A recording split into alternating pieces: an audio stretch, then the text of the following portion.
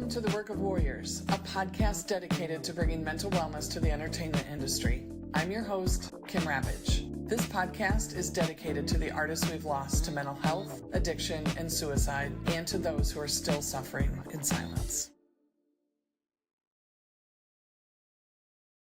Hey, Warriors. Welcome back.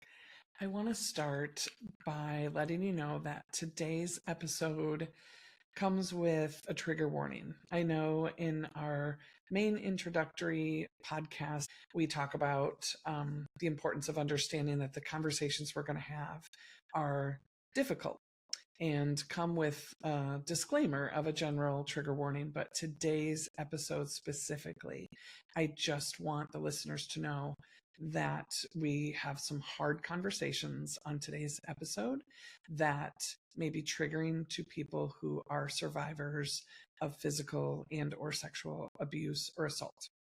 And so I just want you to know that my interview today is very special, but also it is real and raw and honest.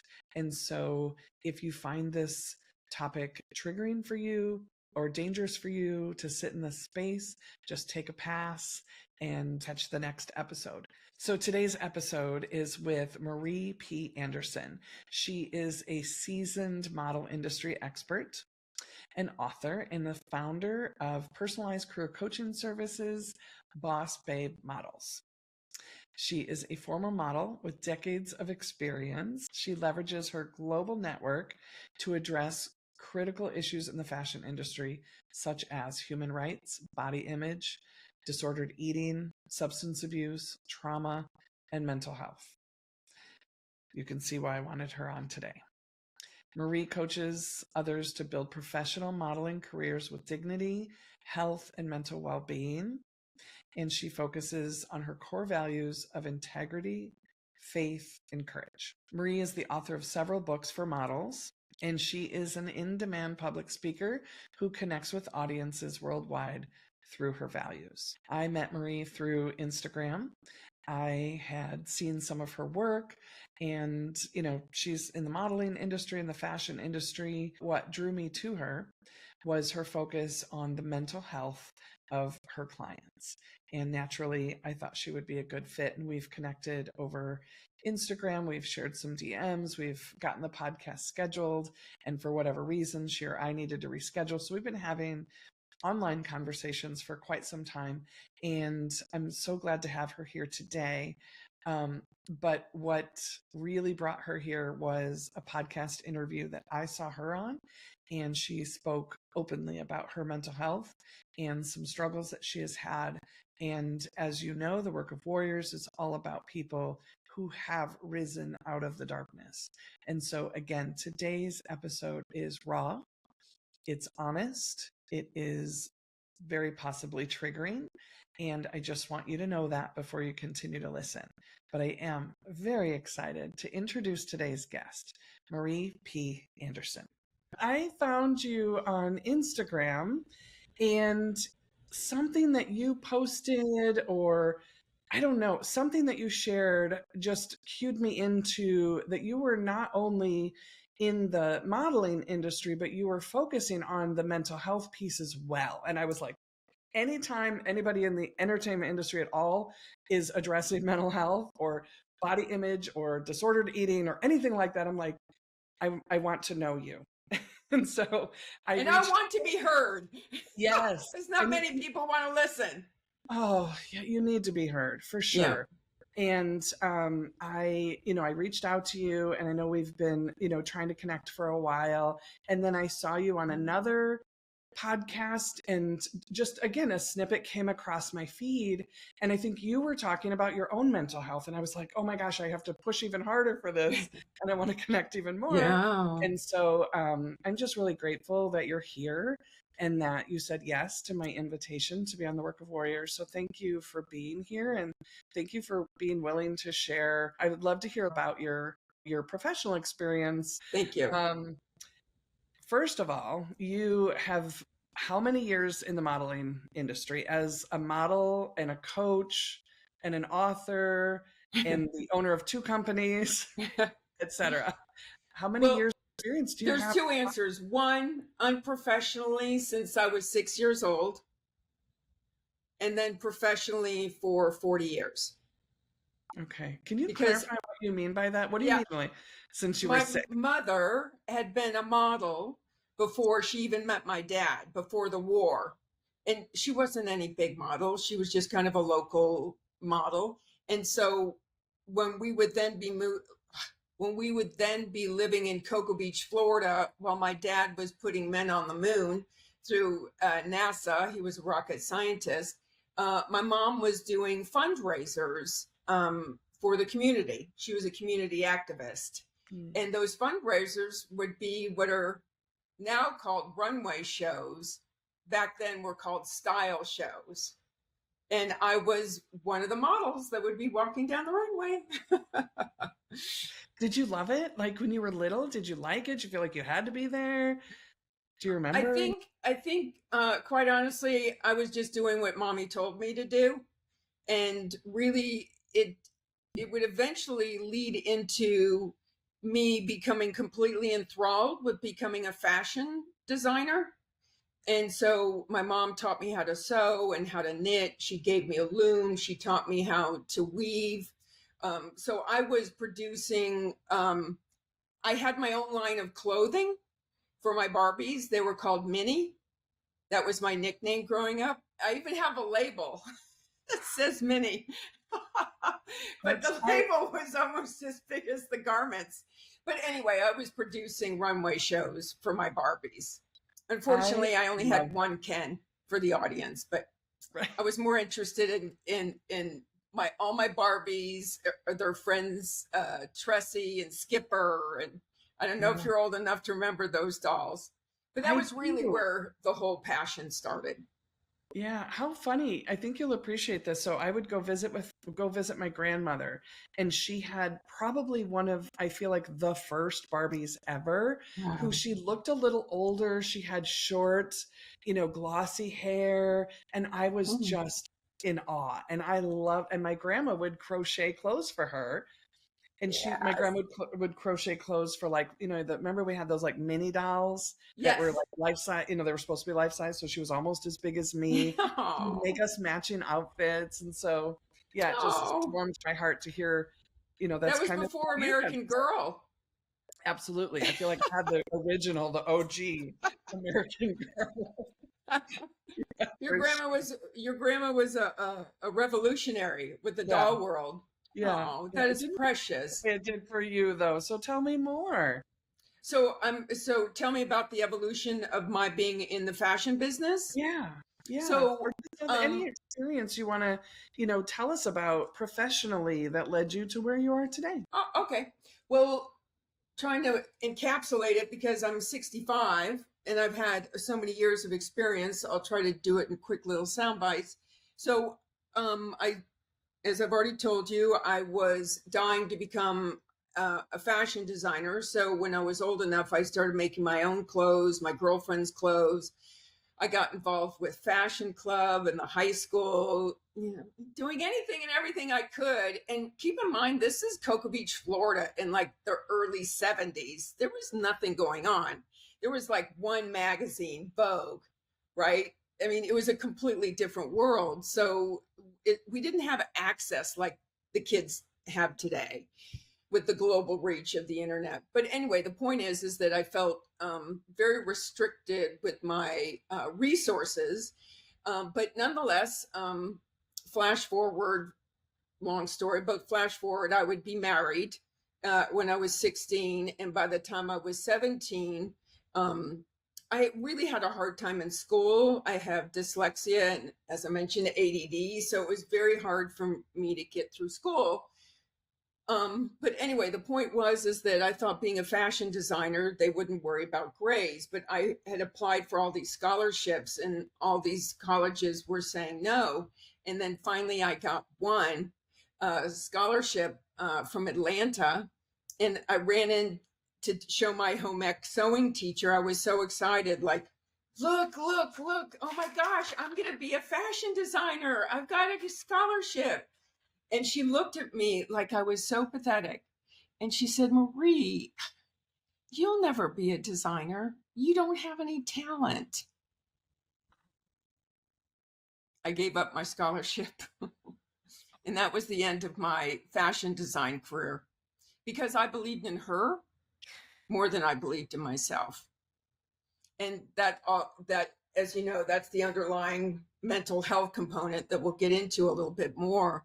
But the point being is that although she completely ripped my aspirational fashion business out from underneath me, I would find myself, God's plan, I would find myself just a few years later running one of the top fashion photographers' studios in the world out of Chicago. Now, I had still been modeling, freelance kind of stuff. I wasn't any big model, but so I had a lot of modeling education from back in Cocoa Beach, Florida. And then when I arrived in Chicago, I had been modeling. And then, so when I became a client working for Stan, creeps, talking about walking into the world of haute couture and pinching yourself. Like, I don't know if you're old enough to remember like Christy Brinkley. Oh yeah. Oh, like I walked into a studio. I'm almost 53, so I've been around. I walked into a studio and he had these gorgeous, massive color prints of like Christy Brinkley. If you remember Gia,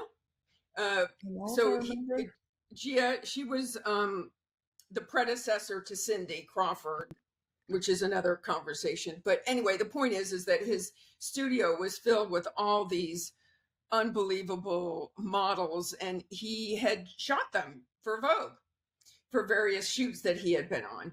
And so, then he started bringing me to Rome as his assistant to shoot the Italian collections twice a year. So I'd be in Rome with models like Iman. Do you remember Iman? Who most people only know as David Bowie's widow. Oh, yeah. But she was one of the biggest models in the world back then. But anyway, the point was I would be on set with Iman, Beverly Johnson, Dalma, Apollonia, all these super global names before there was social media or the internet to give them names. Like everybody knew them through the magazines. Mm-hmm. But the point being is that Valentino himself would be on set there too. So there I am, standing next to one of the biggest fashion designers in the world. I never had my fashion design career, but at least I could experience his essence, his magic through his women that he was constantly booking. And watching those women move in front of the camera was like watching angels on earth. They were just so incredible. And then we'd leave there, we'd go to New York and we would shoot a cover of Vogue with Kim Alexis. And then we go back to Chicago and shoot a week of Sears, back when Sears was still around. Yeah, I remember that too. So that's kind of the foundation of really how I was given an opportunity that most people only read about or see in the movies. It was incredible. Yeah. Well, and I love how you connected it to your story of feeling like you missed your chance. Mm-hmm. And you could have been disgruntled and walked away, but you said, okay, well, I guess this is what I'll be doing, and take that. and then you went on to do even more. And trust me, Valentino, I think, was far away more genius with fashion design than I think I ever would have been. Because I grew up on the beach. We weren't exposed to couture back then. It's like Tommy Bahama or, PacSun. I don't even remember those are the brands back then. But are you old enough? Do you know Ron John? The surf shop here? Yeah. In Cocoa Beach? Yeah. Anyway, it's like everything was flip-flops and cut-off shorts and tank tops and bikinis. And, I wasn't exposed to that. But he was. So I didn't have that kind of influence. Yeah. Well, you went on to do other things. So I've either run or owned every top fashion agency in Chicago before I left the agency business, since other agencies have evolved. But the point being is that I was working for Stan for 3 years, late 70s into very early 80s.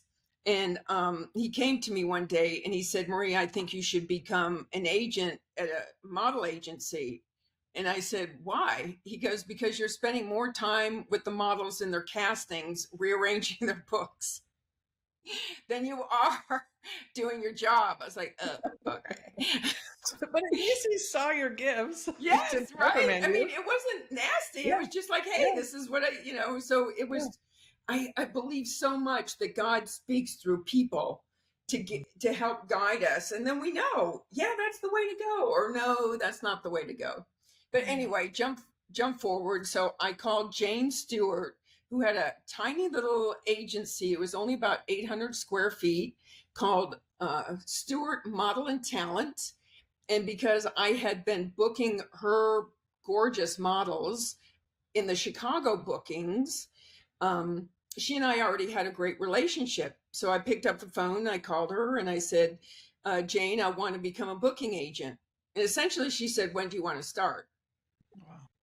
So, because we had already had the relationship and she knew my pedigree coming from Stan Studio. So like, duh. I was a priceless asset that would be coming into her agency. And what ended up happening is that I started working for Jane after I found my replacement. It only took a few weeks, but I started working for Jane as female booker, hair, makeup, and wardrobe stylist booker. And so as a result of that, a couple months after I had started, I was interviewing this makeup artist by the name of George Statner. And he wanted representation as a makeup artist. But I got so enthralled with this beauty in his book. I said, who is this girl? He goes, oh, her name's Cynthia Crawford. She's just a girl in the suburbs. She's not interested in modeling. She's already been rejected by the agencies because of the mole on her face. And I said, oh my gosh, I think that's what's so interesting about her. She's not the typical model. So keep in mind, remember, when I was in Italy, I was being around all like the darker, kind of shapelier kind of women, not traditional, super skinny or blonde hair, blue eyed, all American girls. So I had that eye trained from Stan. Not saying that there's anything wrong with Caucasian, blonde hair, blue eyed girls. I've started a lot of beautiful cover girls like that. But the point being is that I said I wanted to talk to her, and George said, well, that was shot by the photographer Scott Weimer, so we'll have to call him. And so I called Scott. He put me in touch with Cindy, which her name became Cindy instead of Cynthia. And she explained she didn't want, they lived in DeKalb, but was a couple hours away from Chicago. There was construction. Like, it would be a lot for her to come downtown being a high school kid. And I said, please just trust me. Just give me a chance. And she came in with her mom. And then, as I recall it, she came in with her mom. And then she came in with her mom and her dad. And then her dad gave her a slight loan to do a paid test to make her portfolio. And so that's how we got started, she and I, at Stewart Talent. And then within a year, Jane Stewart and John Casablancas merged, and they created Elite Chicago, which now everybody knows to be called Select. They went through a variety of brands, but now they've been Select for several years. And then Stewart Talent still exists as the talent agency and commercial print. So the point is that I would then go from being booker to director to vice president. And before I left, I would write my first book that was published worldwide. And Cindy was on the cover of that book, thanking me for her career. What was the name of it? What's the name of the book? Oh, let me see, because there were several. So hold on. The Complete Guide to Becoming a Professional Model. And these were all sold out years ago. I'm not trying to pitch any sales to anybody. I'm just telling you, about my resume. So, okay. So then, as a result of, and this is where we're going to get into some of the uglier sides of the business, as a result of being the vice president and having to continuously be the interceptor of our models that were coming back from Europe, alleging sexual assault, sexual impropriety that was going on with one of John Casablancas's partners there in Europe. Back then, nobody talked about this kind of stuff, and I myself am a survivor of sexual assault, and I never said anything to anybody. I just kept my mouth shut. And so what would end up happening is that the girls all swore me to secrecy. I couldn't divulge their stories, so I had to keep quiet. And then at the last year of my employment, which I think was 1989, I was in Ibiza and overheard a conversation between John Casablancas and his then partner, Gerald Marie. And they were defending themselves for sleeping with 13 and 14-year-old girls to two of the New York employees, begging them to stop. And I was like, that is gross. They think nothing of seducing children. How can you be complicit when you're not even old enough to vote? But they were justifying it. So I quit. And I was so disgusted with the agency business. Guess what I did? I opened up a little coaching company. And that was 1990. That was called Model Futures. And then I had that for 2 years, swearing off the agency business. And then one of my clients, Mary Boncher, who had her own agency, asked me to become her partner. And I said, I cannot go back into the agency business if there's going to be anything inappropriate. This is all about advocating for models, healthy work environment. And she swore. She said, oh, you don't have to tell me. I'm Catholic. I'm happily married. My husband will never touch anybody. So we opened up ARIA, and we had 13 years of a multi-million-dollar agency. And before we sold ARIA in Chicago to Ford in New York, I wrote my second book on how to become a model that was published worldwide. And that was another beauty that I had found at a modeling convention, Jessica Mills. And so we had that for, 13 years. And then I didn't want to sell, but my bookers at the time were like, oh, we could become Ford. You're like, that'd be really awesome because we become a global network and blah, blah. And my business partners kept bugging me to sell. So we sold. And then I would be out of the business, so to speak, for pursuing like some kind of a spiritual quest. Oh, and I had become 1 year clean and sober, which is a very, very important part of the story, because once I landed in Los Angeles and realized I was working in West Hollywood, living in West Hollywood, I was like, oh man, I'm going to relapse if I don't get out of here. And so then I moved to Scottsdale for a few years, and I went from being a millionaire to a pauper in 2 weeks as a result of that housing collapse in 2008. Wow.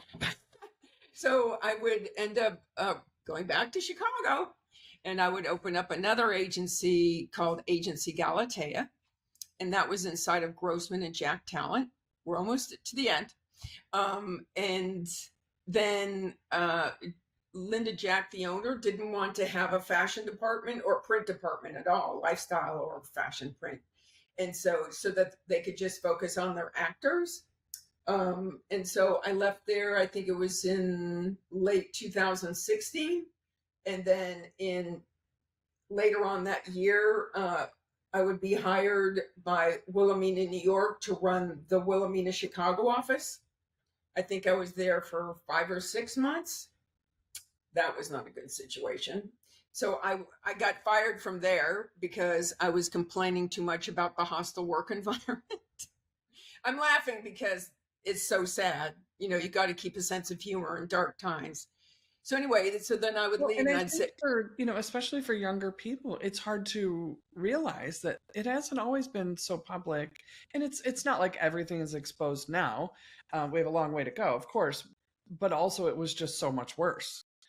And you do bring, a different perspective and a different reality. I mean, not different reality, but some truth to how things really were. It didn't just start 5 years ago. Oh, no. No, as a matter of fact, when I didn't want to bring anybody down, but it is relevant. When I was in Rome working with Stan on my last trip there, the most powerful man at that time in publishing was his client who had booked him to shoot all the Italian collections for all the magazines. I was invited to a party in his hotel room, and me being like, oh, okay, I'll go to the hotel room. Because we had finished shooting the collections and everybody was, just wanted to relax. And so I got to his hotel room and I walked in there. There was a top photographer, Patrick Demarchier, and the publisher Paponi and his editor Lizette. And I was looking around the room like, where is everybody? I was thinking, this is such a dud party. Oh my gosh, I'm going to have to leave soon. And I was offered champagne. So I'm like, oh, God. And they're all talking in French. And I didn't remember any of my French that I'd learned from my Canadian mother. So I'm just sitting there so bored, sipping on the champagne. And then the next thing I know, Demarchier is gone. Paponi sits on my left on the couch. And then Lizette sits on my right. And I had really long hair. And so Lizette takes some of my long hair, the curl, and she starts twirling around her tongue. I'm like, oh, it's time for me to go now. Then I understood what the party was. Put my champagne glass, started to run outside of the hotel room. And this is the Grand Hotel in Rome. This isn't some crappy hotel. This is an opulent, beautiful, old school, gorgeous hotel.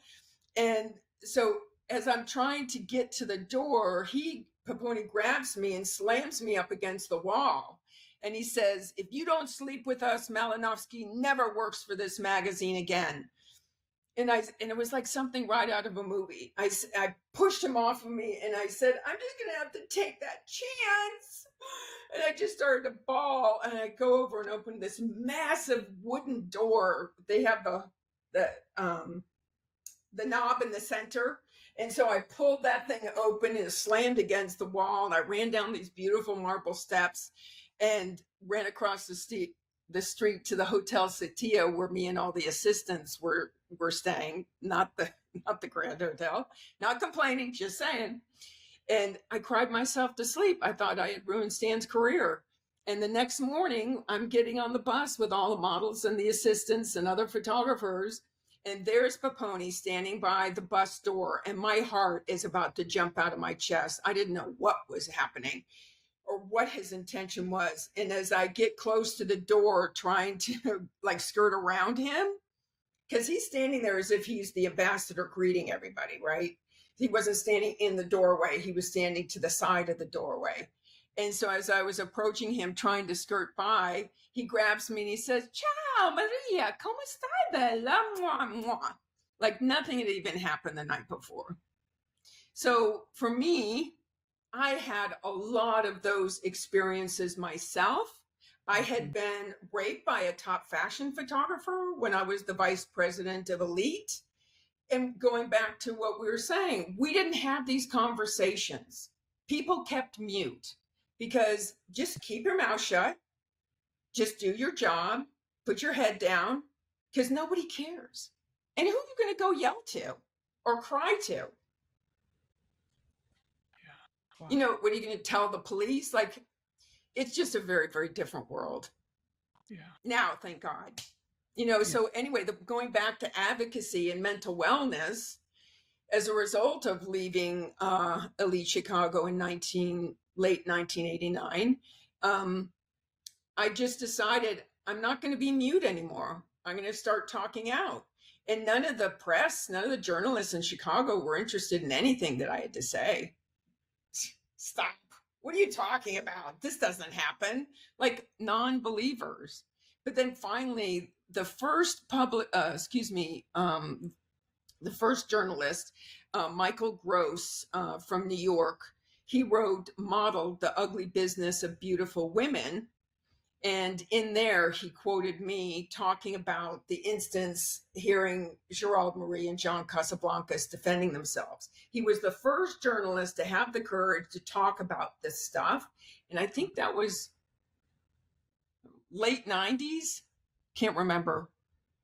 Late, maybe 2000 that he came out with that book.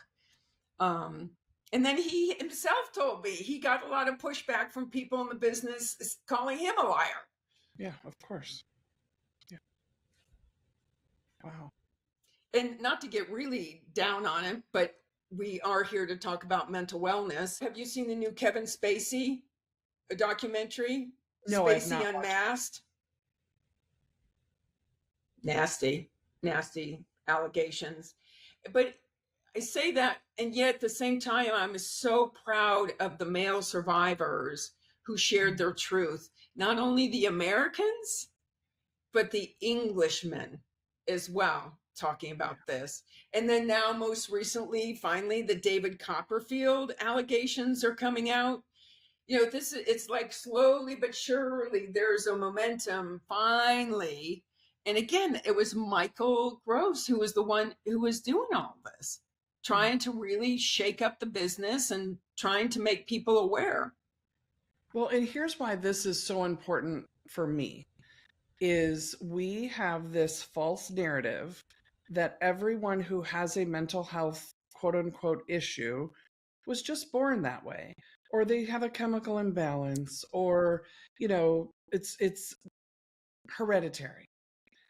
And the truth is, most people with mental health issues and diagnoses have an experience that have caused a shift in their nervous system and they're just trying to survive the world without the language, without the tools, with, like you've experienced, with a lot of blame, a lot of shame. So these stories matter so much so that people can find hope and stop feeling like they're the problem, that they're sick or that they're broken. We all have experiences, and you and I share some pretty dark experiences with being survivors of sexual assault. Most people have experiences that have left them confused, dysregulated, with a diagnosis, with physical issues.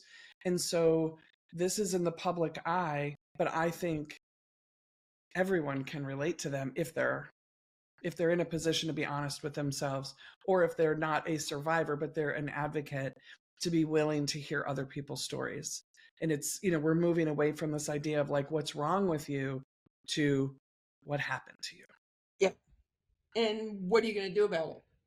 Yeah. Because I think that's very important as survivors, that it's okay to sit for a while and try to just process the trauma, whatever it is.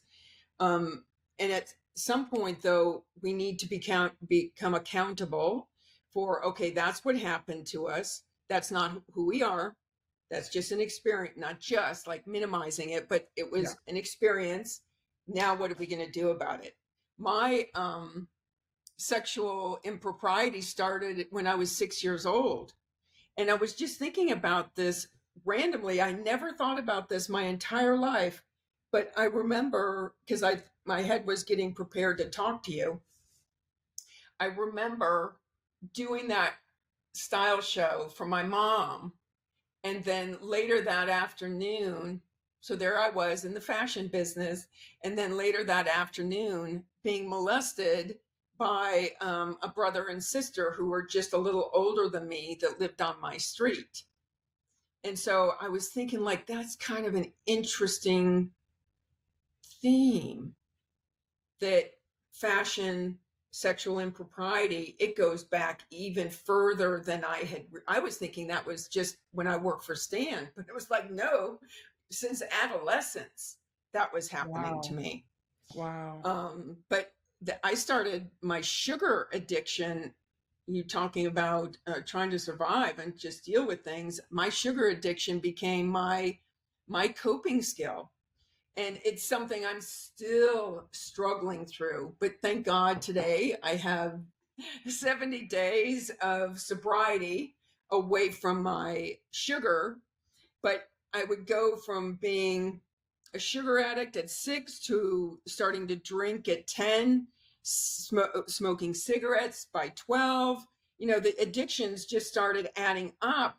And as much psychotherapy I had, it wasn't until I was in my middle 40s that I had a shrink tell me, first time in my entire life, and all the shrinks before them knew about all the abuse.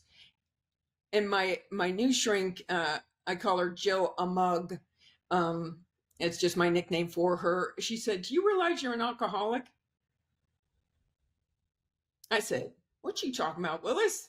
Because the association with alcoholism is the wino laying in the gutter with a paper bag and a bottle hidden inside. Like, no, there's all sorts of alcoholics. And she went on to explain it to me. And she said, "I'm going to challenge you to go to a 12-step meeting. So just go and listen. If you don't think you belong there, that's fine. We'll move on. But I'm telling you, that's what I think. I think you're an alcoholic." And I went to my first meeting and I was like, God, why did not anybody tell me about this before? I had had 2 failed marriages and I was the common link. It's like, oh, okay, accountability time. All right, so what am I going to do about it? So that's when I started getting clean and sober. So that was just over 20 years ago. And by becoming clean and sober, and then working also with, psychotherapy and trying to research as much on trauma recovery and as equally important, trauma prevention. I had also become a martial artist to learn more about self-defense. And I started assisting at Chicago Fitness Center, teaching women self-defense, which was helping my recovery. Right. So I was doing everything and anything I could to make sure that I didn't relapse with my alcohol or drugs or what else? My smoking. Yeah. Yeah. Well, and I think one thing that we're still not talking enough about is the physical connection, right? Needing that dopamine hit via cigarettes, alcohol, sugar, anger, rage, shopping, gambling, porn, whatever it is. Not being aware of what we're trying to not feel, and then understanding the connection there and the need to really, like, I used to be a therapist. I'm all for psychotherapy. And also I think there is a huge need for more somatic therapies, more physical healing in what has happened to our physical bodies, right, via the abuse and the assault, and teaching people how to, like you said, it's not sitting in, we don't want to go from like, okay, this happened to me, here's what happened, I'm going to name it and then move on. It's, how do I pay attention to what's actually happening? Yeah. Not from a place of victimhood, but a place of empowerment. Yeah. This is part of my story and I'm going to write the rest of it. This isn't where the story ends. Absolutely. Yeah. But it, we need help in doing that. We need to be able to grieve, and we need to be able to find tools. We need to be able to learn how to get back into our bodies and feel safe. So many of us, for many reasons, unfortunately, I have goosebumps as I talk about it. We don't feel safe in our own bodies because of those assaults, because of those improprieties, because of even just the whispers and the, like what we were taught to believe about our bodies. And so those somatic experiences, whether it's self-defense, but also, again, I'm a huge fan. It's in a lot of the work I do as a wellness coach, teaching people about their nervous system and what feels familiar. Yes. Why are you triggered? You're not being assaulted anymore, but your body doesn't know that. Smells can trigger that. People, sounds, music, songs. Thank you. Teaching people how to get back into their bodies and to be empowered, to be safe is just a huge piece of all of this, I think. I had a little teeny piece of artwork made because I want to create a little trauma prevention video for Instagram. And this adorable artist out of Chicago drew and then created a video out of it, of a person, just a skeleton, but they're being electrocuted. And that is how I'm going to try to articulate visually to people when I have a traumatic experience, that's how it feels. But then when I'm also triggered, it's the same thing. It's my central nervous system just feels it is completely exhausted. Mhm. And people are like, Marie, it was only a rape, like whatever, Who says that? I know people that Shame on them. it's too much for people to absorb because they don't know how to handle it. And once you tell them that, back to the electrocution, because that's what I was trying to articulate, is that feeling electrocuted from our inside out when we get re-triggered. And I will be just I'll be eating lunch at a very nice restaurant all by myself. And the table is set up with your water and everything. And then if a waiter comes, if they come from behind me, I literally will jump back. And I have embarrassed multiple wait staff people where they're like, oh, I'm so sorry. I didn't mean to startle you. What did I do wrong? It's like, no, I just have some issues. There's nothing you did wrong. Please don't take offense to it. I just need you next time to come where I can see you first. And then because I've had so many problems of violence from behind me. Yeah. And it's just triggering. Yeah. I have a very hypersensitive nervous system, and surprise is not fun for me. And I'm easily startled. Thank you. And it's that exactly. And and this is just my thing, because I do feel like I've healed a lot, but it's just out of respect for my nervous system. But when it happens and somebody scares me, I'm like, oh my god, and I get scared, and then I'm just like, effing trauma. Like, I'm just naming it. Yeah. Like, that's what it is. And Can I'm I borrow okay. that? Yeah, of course. Okay. Like, it's just, that's what it is. And Yeah. I will keep telling the truth, because that's what it is. And Good for you. I'm not going to apologize for it. It's just, that's my experience. I have a lot of trauma. I scare easily. I startle easily. And I'm going to keep healing. So, yes. Good for you. God bless you. Yeah. Well, one thing I wanted to ask you or talk to you about on a positive note about the entertainment business and proactive activity. Are you familiar with theatrical intimacy education? I have heard of it. I'm not super familiar. Okay, so. But that's providing education and care around intimate scenes, right? And having having therapists. Yes. Yeah, I love that. Yeah. So I was speaking at Columbia College about 2 years ago. Melissa Gamble had invited me to be part of a panel there. And the gentleman that was on the panel with me, because the subject of sex came up and trauma, and the gentleman on the panel was like, when it came to my time to talk, I'm like, I don't even want to talk. You were so awesome. Who are you? We're going to become friends, whether you know it or not. And he is a theatrical intimacy coordinator. And so I was like, okay, I need to learn more about that, because I need to learn more about trauma prevention. So I took a weekend workshop, and it was only a few $100s, but it was priceless, and I explained, I am a survivor, so don't ask me to like interact with people. Let me just sit and take notes. And they were perfectly fine with that. So I would watch people standing in front of each other. They would have like one human and another human. It wasn't a group. So one human facing another human, and they would have to physically act out before we do our scene. This is okay. No tongues. This is okay. This is not okay. They would physically go around their whole body. And then their partner would articulate the same thing. And of course, I'm minimizing 2 days of experience. But sure. The point being, afterwards, I went up to the head woman, whose name is escaping me, Laura Ricard. Yeah, her daughters wanted to become models. I helped her there. So Laura Ricard, I said, Laura, when y'all are done with the film business, I need you to come back into the fashion business. And I want you to communicate this same thing to photographers and all creatives, so that they could understand. And this is the whole reason I wanted to do that little trauma video.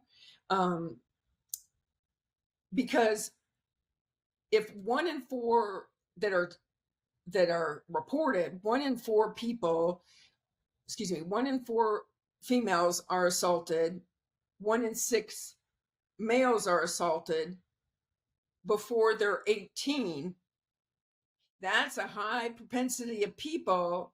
So when they come as models, pursuing modeling, if they come into that photographer's studio, that photographer should assume that that person comes with trauma experience, and they should not be asking them to pose in sexually explicit ways. Yeah. I've had so many arguments with photographers that are like, Marie, stop it. Sex sells. I'm like, yes, it sells the soul. It sells the soul. So by you compromising those people, you are now selling their soul. You are now precipitating that. And people are so yes friendly, and they want to please, especially photographers, that the photographer would say, oh, do you mind taking your top off? Most of them will say, oh no, it's okay, when they know it's not okay. Yeah. And they walk out of the studio feeling shame for it, but they didn't want to actually be honest, because they didn't want that photographer to think that they were, unfun to shoot with. Yeah. Well, and here's the thing, trauma is not a buzzword. We are just on the beginning cusp of learning to understand the catastrophic impact that it actually has. And when you think of I can think, I had a child and no one ever asked me, do you have any sexual trauma? No one ever even asked. Think of just that process alone. And so when we are talking about in the entertainment industry, my hope is that as we become more and more trauma informed, there will be less and less trauma. But we're in the middle where it's like, some people want to say, no, that's too much. It's too uncomfortable. I don't want to talk about it. Mm-hmm. And other people are like, well, that's my story and I don't want it public. I don't want to talk about it. We're just in the beginning. And so I'm grateful that, people like you are willing to tell the truth and willing to have the conversation, because how else are we going to get to a point where people, not 1 in 4, are going to walk in with a traumatic sexual experience? We have to talk about it, so when we know better, we do better. Thank you. I've had 36 friends commit suicide. Yeah, all but 3 were in the modeling business. Yeah. Oh my God, I'm so sorry. So and I've tried twice myself. Once when I was 16, and then when I lost everything in 2008. But God was not intending me to be successful. And again, I laugh because it's dark humor. We had already connected on social media, but I think that was the part of your story that I heard that stopped me in my tracks. Yeah. And I was like, I got to circle back with her. Yeah. I want to, because that's what the work of warriors is all about, is helping people through these stories that I've been in the dark. I've questioned my existence. I've tried to take my life. The world needs you. You're here for a reason. The world needs your gifts. And that's, much like with trauma, I think we can help people not feel alone.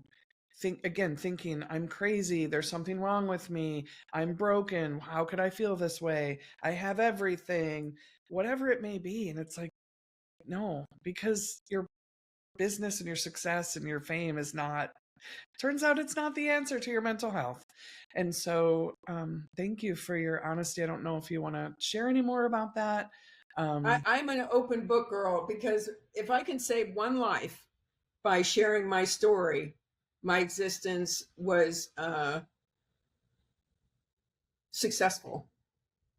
Because I know what it feels like to be in that despair and think there's no way out. Nobody will care. I understand. I truly do. So that's why I talk out so much about this, and am trying to be so boisterous with my story to prevent trauma, to prevent suicide, because it kind of evolves a lot of people, and I'm not minimizing anything, but a lot of people will experience one rape and take their own life. And so, if you have one rape victim and then you put them into the modeling business, who's going to make it even worse? And you had a really good question in here that I wanted to make sure that we bring up. Eradicate the notion that fame brings fulfillment. When you think about how many of our amazing celebrities who have died by overdoses or who have died by suicides, I think that right there underlines it doesn't. The celebrity and fame and money and power, it does not bring you any kind of true soul connection. Right. It brings you a lot of insanity around you, which only exacerbates the problem. Yeah, absolutely. And I think we have to talk about the fact that we live in a world where we are literally raising a generation of youth to believe that if you have the followers, if you go viral, that is going to make you happy. Yeah. And now we have youth who are experiencing that. I have friends who have gone viral and it nearly destroyed them. And so it's not the answer. I have a lot of experience similar to yours with losing people who the rest of the world questions, right? And I want to do away with that questioning. Well, how could they do that? How could they do that? They had everything. Because one, you don't know. Because someone is in the public eye or is a high profile personnel, you know nothing about them. You know the snippets you see on TV. And hello, when you see them in a movie or television show, guess what? That's not them. So it's like we've got to stop this narrative that there's something wrong with people. It's like they're suffering. Yeah, thank you. Something has happened to them and they don't have the language or the tools or the community, or something worse is happening that we don't even know about. And so we have to eradicate this idea that fame and money and success is what's going to fulfill us. High five. Yeah. High five from Florida. You shared, you went from being you said I went from being a millionaire to a pauper In and 2 weeks. Everything can be taken away. Yeah. What I talk to all of my clients about, like, you can climb the tallest tree, but I want to know what's still going to be there if you lose it. I don't want you to lose it. I'm not manifesting. I'm not asking. I want you to be successful. I want your career to take off. I just don't want it to take you out. And if for whatever reason the market crashes, somebody tells a lie about you, you get canceled, who's going to be there? And are you going to be there for yourself? The success and the fame and whatever it is that you want, the money, that should just be bonus to the life that you have built for yourself of joy and peace and what you really, really, really want. Without that strong foundation, you can't build anything that'll last. Yeah. Have you seen the new documentary Quiet on the Set? Yeah. That's another example. Like, look at, those are children. Yeah. Absolute children that were being exploited. Yep. Yeah. And if we don't change the conversation, and if we don't continue to educate ourselves on the impact of trauma, if we don't continue to help people be well, it won't change. Yeah. And I always say when you become well, everybody benefits. When artists are well, we all benefit. And it's not just like we're just happier. It's like, no, we end generational trauma, and that's a big freaking deal. The ripple effect. Yes. Absolutely. Yeah. Absolutely. So I'll just ask you, what is it today? So you have experience with sexual assault. Yeah. You have experience with addiction. Yes. Which they essentially we might as well say they go hand in hand. Yeah. And there's so much, I'm not a scientist, but there's so much scientific data that explains why that is. The dopamine versus serotonin, pleasure versus happiness. But you have experience with those, you have experience with struggles with your mental health. And so when I reached out and said, hey, I have this podcast dedicated to bringing mental wellness to the entertainment industry and ultimately ending celebrity suicide, I mean, I think I know, but I would like to hear it from you why you said yes. Um, well, first of all, we're definitely part of a sisterhood.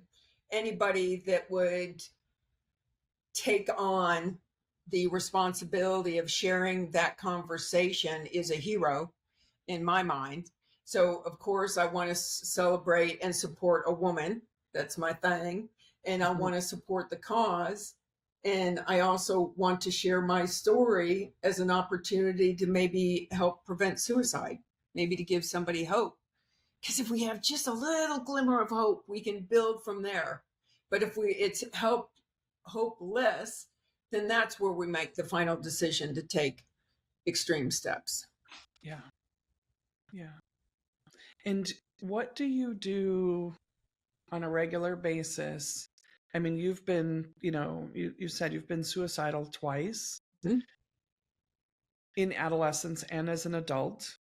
What do you do today to protect your mental health? First of all, remind myself that my mother was a violent schizophrenic, fully Mm. functional, but a violent schizophrenic. And so when you were in the womb of a woman who is mentally not well, when you pop out and you absorb that hysteria, that craziness. And You're so absorbing it in the womb. thank you, exactly. You're and absorbing then it in the womb. and Yeah. then you're in person experiencing it, makes it Yep. even worse. Yep. But people always ask me, when did you start being a warrior? I said, in the womb, in my mother's womb, because I was alone in that crazy place. There was nobody else to help me, but I had to learn to deal with it. Now, obviously, I didn't have the brain, but the all the stuff that makes up a little baby in a womb knew what was going on. Yeah. But my point is that I have to stop and ask myself every day. My mom's name was Marcel. So I will stop and I'll ask myself, is this Marcel's insanity? Is this the narrative that mom had us think about ourselves? Or is this, I have to stop and question the moment of what is going on and what is being triggered, kind of thing. And then for my mental health, do something about the sugar addiction, go to the health club, make better choices with my food. A lot of it is making better choices with all my substance abuse recovery. That could be as simple as going to the grocery store and getting spinach instead of potato chips. Because your body is your temple, and eating good food is what helps a lot. I am not a church going girl, but I'm definitely a very committed Christian. But I also believe in leprechauns and fairy godmothers and all those magical things in the forest. And so for my mental health, I just try to keep myself solid on a foundation of I'm okay. We just need to live in proactive steps today. And now I've got a new therapist. I had gone 4 years without one, which is a result of, no, they don't take your insurance. They left to practice. They're not taking new patients. That was 4 years. So now finally I've got a therapist. So anyway, the point being is that every day I'm trying to, what can I do to better myself so that I can be the best person I possibly can be. And this is true, and it's all relevant. When I got clean and sober over 20 years ago, I thought I am not going to have another boyfriend until I feel that I am the best person that I could possibly be to offer myself to that individual. I want to be as healthy as I possibly can be. And so I haven't had a boyfriend in 24 years. And because I don't want to just settle, I don't want to just be with somebody who fills the time. Because, as you know, with every relationship, you're bringing in their baggage Yeah. as well as having your own. So I need to make sure that my shit's together because I need to Yeah. make sure I'm not bringing in somebody else who could be toxic. Sure. Well, and the work of a warrior, by this definition, for this podcast, for this work that I do, is someone who fights for themselves first so that they can bring their best to the world, whether that be an intimate partner relationship, a working relationship, a friendship, whatever it may be. We like it, just like that ripple effect happens when we fight for ourselves first.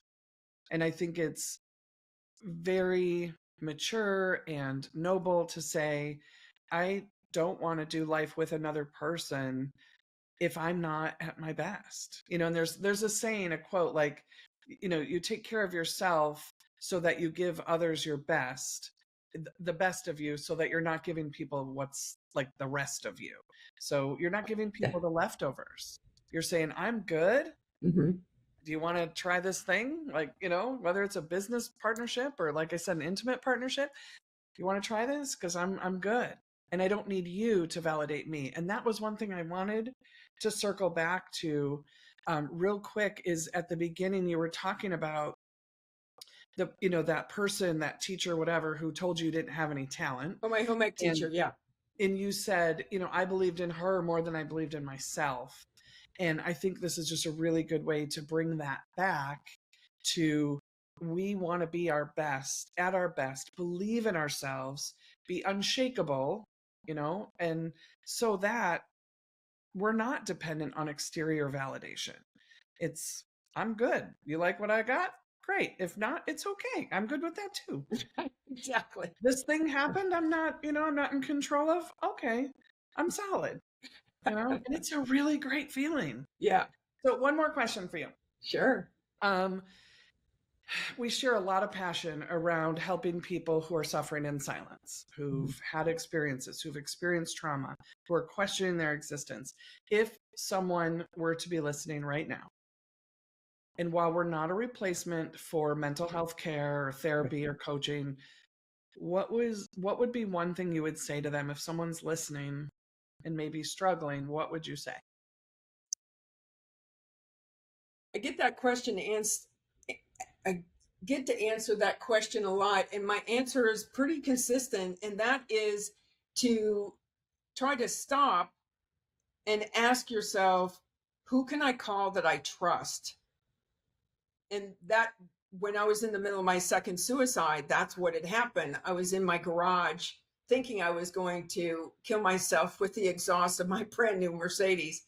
I would find out later that the best I would have done is give myself brain damage, that with the emissions, it won't do it.